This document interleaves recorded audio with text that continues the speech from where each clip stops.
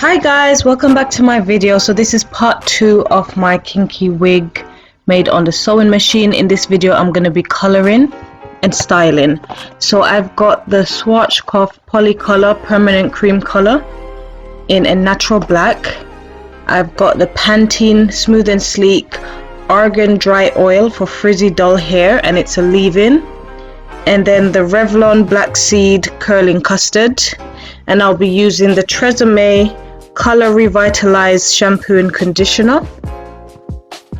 These are the books that I bought when I was studying hairdressing, and I'm just going to go over the color section to remind myself of basically what I'm doing and why I'm doing it. I'm the type of person that likes to understand the science behind things and not just to follow something because everybody else is doing it.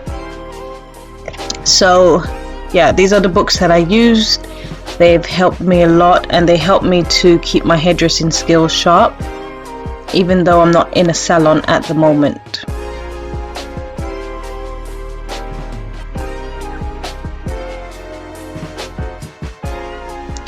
So I'm going to begin by mixing the colors together. You always have a part 1 and a part 2 when it comes to box color, and you have to read the instructions. Always follow the manufacturer's instructions. If this was a real person's hair, then I would have to be a bit more strict with the instructions and the guidelines, but as it's not, it's a wig, I can break the rules a bit. So for example, when it comes to color, the box says to leave this on the hair for 30 minutes for a real person's head, but as it's a wig, I'm gonna leave it on for a whole hour. I just section the hair into 4, and then I'm going in to fully saturate each section or each subsection and make sure that I put the product on the back and the front of the subsection and moisturize it into the hair. Originally the hair extensions did come in a natural color, that's what the website says, but I find that it looked a bit dull, and so I want to give it a bit more richness in the natural black color. So that's why I'm deciding to color it today, and this would be considered a full head virgin applicator of color, or a virgin head full head application of color.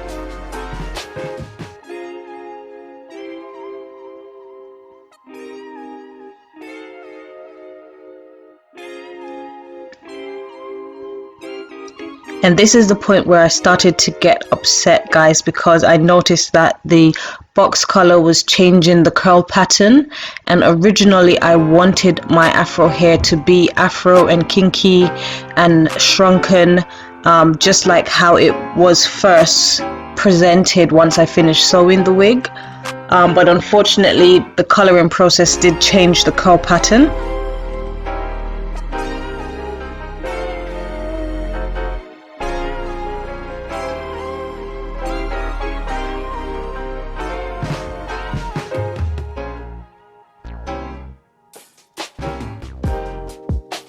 And I bought 3 boxes of the natural black polycolor, and I ended up using 2 3/4 boxes.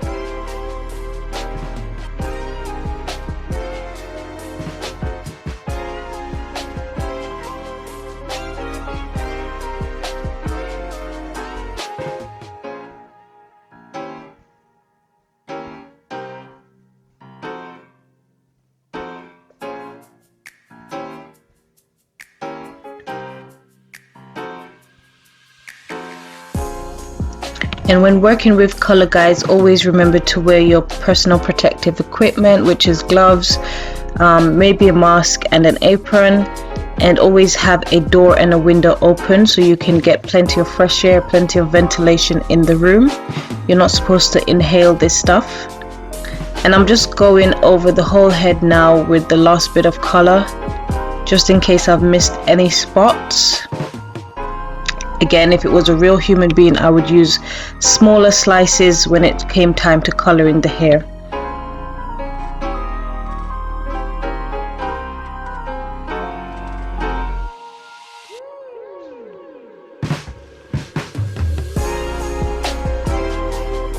Now I'm going to cover up the wig so that the colorant doesn't dry out. When it dries out, it becomes inactive. So I want it to have the full processing time and the full processing strength, and that is why I am covering it up with some cling film.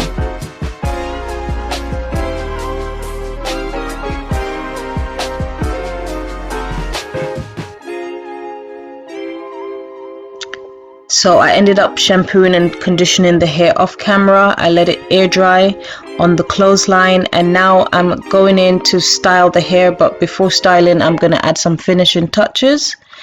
So this trick I learned from Peak Mill, just to go around the closure on the reverse of the wig so that you can add some strength, so the closure doesn't, it's more sturdy basically, especially if you're going to wear this wig for the next 2 to 4 years. You need sturdiness so that the wig stays together.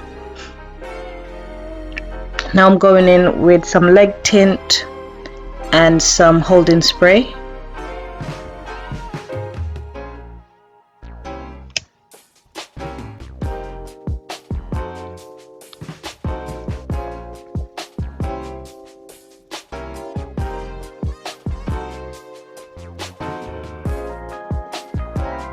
I like to use the wide elastic band because it does not give me a headache. I find that the thin ones give me a headache.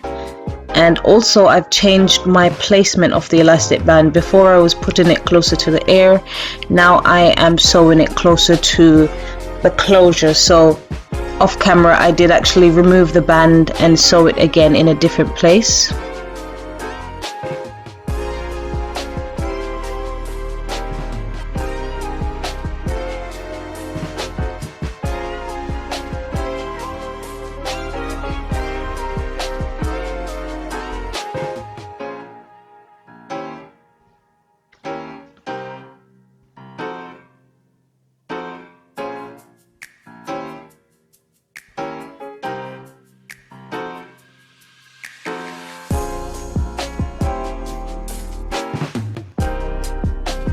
Now I'm going in with the zigzag scissors. It's been quite popular on YouTube for some years now. I've just bought myself one. I'm just trying it out. I've used it a couple times now. I still need to test to see just how much I like it. Then I go in with my tweezer to try and define the part a bit more, to thinning out the front of the closure a little bit more, not a lot, just to give it a more natural appearance. And I find that it is better to tweeze on damp hair as opposed to dry hair.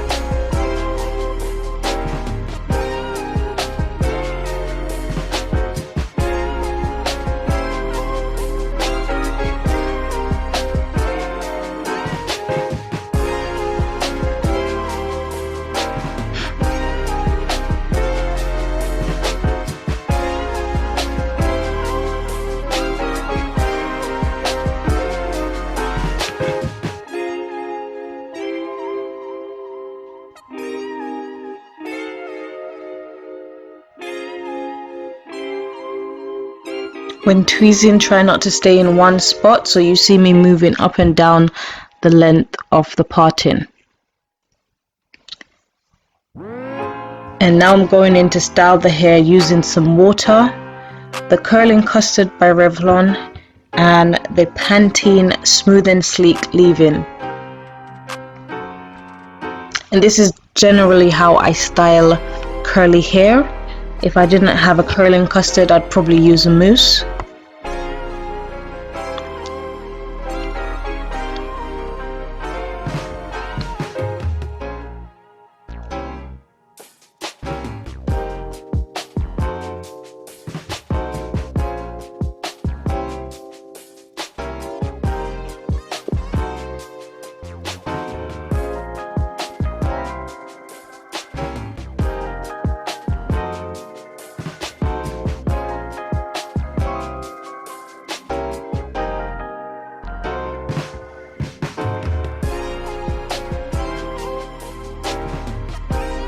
And just for the final touches, this is how much hair I lost during the styling process. I noticed that the hair was shedding quite a bit even when I was washing, so I decided to go in with some fabric glue.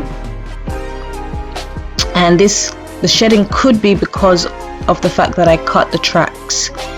So I sectioned each track off just like this. I took my fabric glue and I placed it on top of the track and let it dry by itself. And I'm just demonstrating to you what I've done for the whole wig. And this is my end result. Stay tuned for my upcoming video. It's going to be a get ready with me, and I'm going to show you how I style and wear this wig. Thank you guys for watching. I hope you learned something new. Don't forget to like, share, comment and subscribe, and I'll see you in my next video. Bye.